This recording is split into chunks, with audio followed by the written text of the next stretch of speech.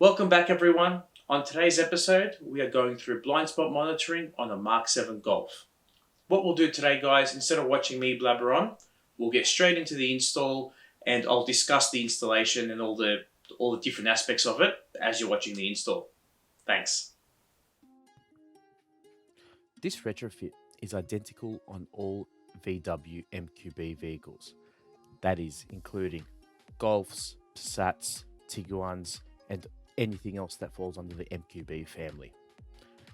It is also the same for Skoda and Audi vehicles. The kit involves a harness and rear sensors that sit behind the rear bumper. For this to completely work, you'll also need the side mirror glass with the blind spot monitoring indicator. On some vehicles this is on the glass, on others this is in the mirror assembly. This customer already had the folding mirror kit installed and had selected the BSM glass as part of that option. This retrofit is not for the faint-hearted. It involves wiring almost throughout the entire car. You will see this from starting in the trunk or the boot through the driver's side and onto the passenger side, where we can get into the doors and also tap into the CAN networks that are required. From there, it was just coding the modules to the vehicle. Also, please note, with this specific retrofit, you'll be tapping into multiple CAN networks. So please get this done professionally if you are not confident in any form of wiring. If you are going to attempt this at home, don't buy the sensors new or internationally. I would recommend to buy used out of a similar model car in your home country. To go on with this, different countries have different part numbers, and for that matter, that also means different calibrations and data sets on these blind spot monitoring modules. In some cases, like what we had, these sensors were genuine but overseas. This caused many issues when attempting to code these incorrectly. From dataset errors to modules not compatible, we tried multiple different flash files to get these modules correctly, and we were unable to. So we actually had to swap out the modules with Australian delivered modules out of a used vehicle before we had fully functioning blind spot monitoring. So that's all you really need to know on this retrofit. So kick back and watch the install progress. And if you have any questions, like always, please comment, give us a few questions, send us an email if you need to, and we will help out as much as we can. Thanks.